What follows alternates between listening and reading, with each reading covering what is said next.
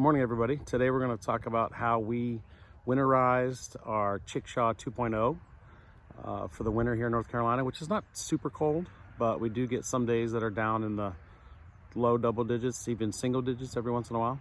So let's take a look at what we did to try to keep the chickens warm enough through those not too cold, but a little bit cold temperatures.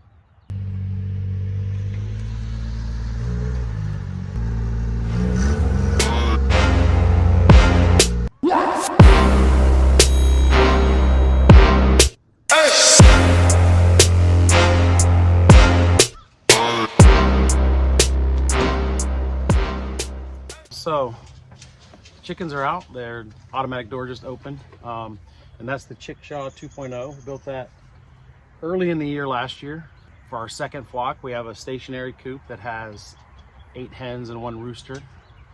And so we added to our flock and built something that we could move around inside electric netting. So we've had it for about a year now. Our biggest challenge that we were thinking about was how do we keep the chickens warm in the winter time. Now we live in North Carolina, so central.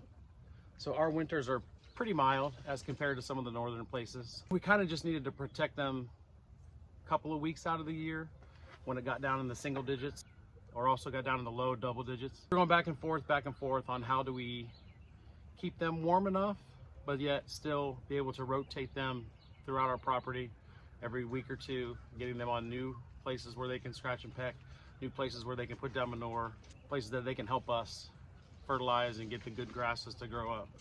So as the winter came, we're going back and forth on different ideas. How do we do it? Do we do permanent covers over the windows, more permanent, kind of like plastic roofing? Do we cut it and cover all the openings? Do we leave openings for there to be room for air to come in and out for ventilation, but how much do we leave so not too much cold air gets in? So we went back and forth, and let me show you what we decided to do. All right, so this is the Chickshaw 2.0. This is the one that we built about a year ago in the spring, probably a little less than a year ago. The automatic door, which is different than the directions or the instructions. We did it without the automatic door for about a month and a half, and then we came out every morning and every night to close them in and let them out.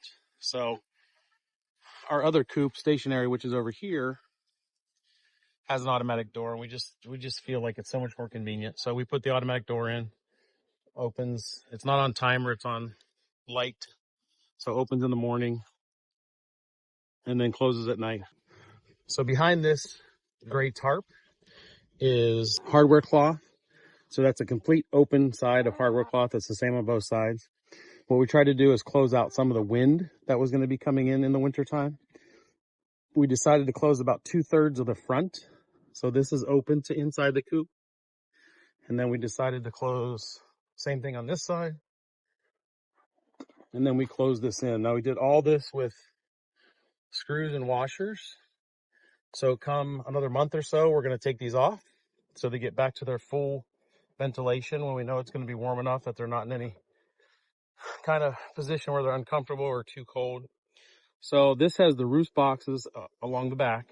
This is the access point. Typically there's no cover over it all, so we wanted to stop the wind from coming in this direction also. So what we did is we took another piece of the same tarp that we had. Again, I'm huge on using things that we already have. So we had an old tarp laying around. We cut this into pieces. We used screws and washers to attach everything. And then I put a weight on the bottom, which is just a board to keep it held down, to keep the wind again out. We roll this up, and we're back to all their laying boxes. So somebody's already laid a little egg in there today, which is early. Collected the eggs last evening.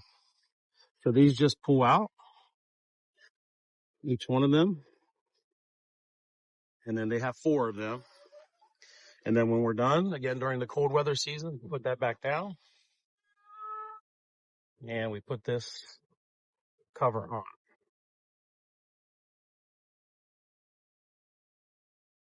All right, so the other thing that we did, or that we do when we know really cold temperatures are coming, so we get some straw, and this lid on top has 2 clasps. It opens, and we spread straw throughout the bottom. That kind of blocks the wind from coming up underneath. And we just feel like it gives them an added layer of warmth. What we did, we had about 5 days of pretty cold temperatures that came through maybe a month ago. And so Lorena went and got a bale of straw. We broke it open. Her and the boys spread it in the bottom of the coop. So with our front covers, our side cover, our back cover, and the straw that we put in there, we really kept their temperature inside the chickshaw much warmer than it would have otherwise been. And again, we don't have super cold climates here. So if you're in a really cold climate, you might have to close it all the way in with really cold temperatures. We don't have those kind of temperatures. So the things that we did worked really well. After about a week or so, once the temperature started to come up, we cleared all the straw out.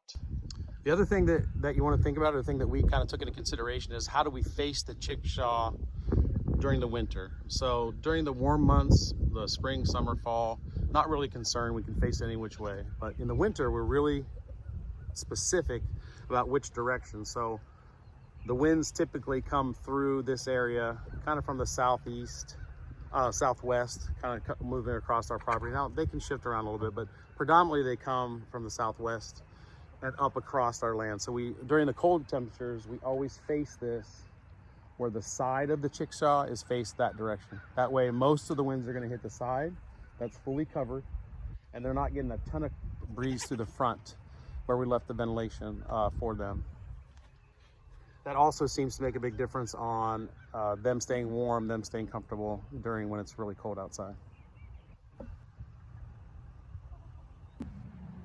All right, so kind of a wrap up of what we did to try to give them some protection from the elements.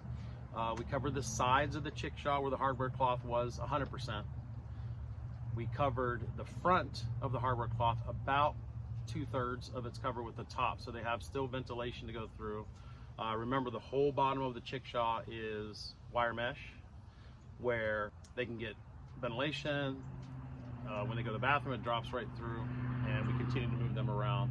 So sides completely covered, front about 2/3 covered, and then the back where the laying boxes are typically has no cover at all. We covered that with a weighted piece of tarp, and then that keeps the wind from coming through the back. So that's kind of how we updated the chickshaw itself. And then 2 things to keep in mind. Number 1, face it away from the predominant winds in your area, because you left that third open in the front. You don't want the wind just rushing in there constantly at them all the time. So we kind of make sure we turn it away from where the winds are coming from.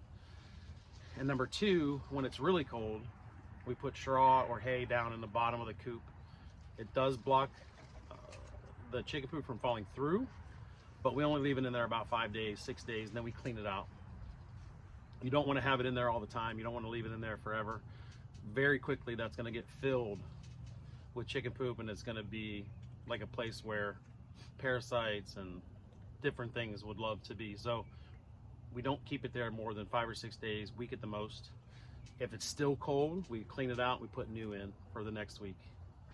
That seems to keep too much air from coming up underneath during those really cold times and kind of insulate them. So we did it this year. We had a week, like I said, that's in the kind of a low temperatures, got beneath 20 for several days. And they did great. Didn't have any issues whatsoever. All right, so that's kind of everything we did to try to winterize it.